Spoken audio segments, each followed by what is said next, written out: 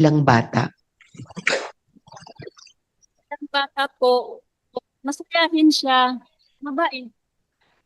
Simple lang siya. Simple lang yung pangarap niya, hindi naman po siya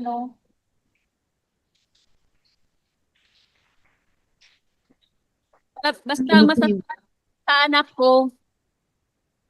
Tahimik lang siya, hindi naman siya palaaway. Para kaibigan siya doon sa gusto rin niyang kakaibiganin, pero hindi naman siya sa mga hindi niya gustong kaibiganin.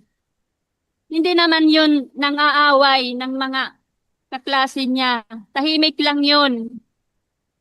Tahimik lang yun yung anak ko. Hindi yun palaaway. Yun lang po.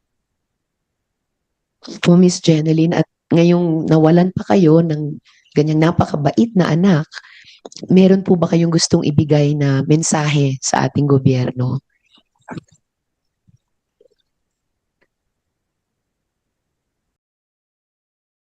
Gusto ko lang sabihin na kung pwede, pababaan yung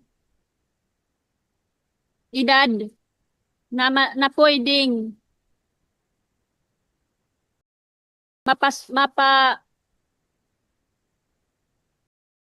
pwede nang makasuhan.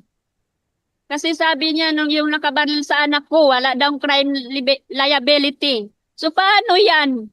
Isa sa lang yan sa bahay pag-asa?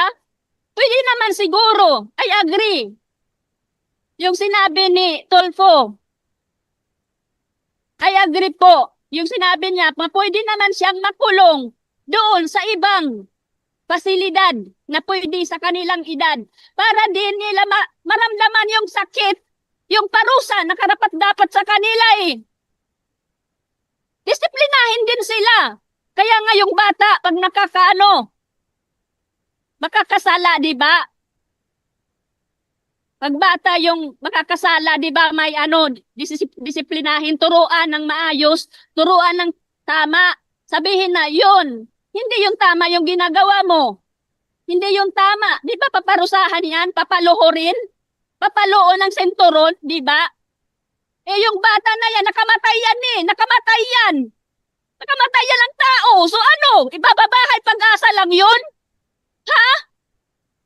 So dapat may pasilidad din na karapat dapat sa kanila. Maramdaman din nila yung sakit.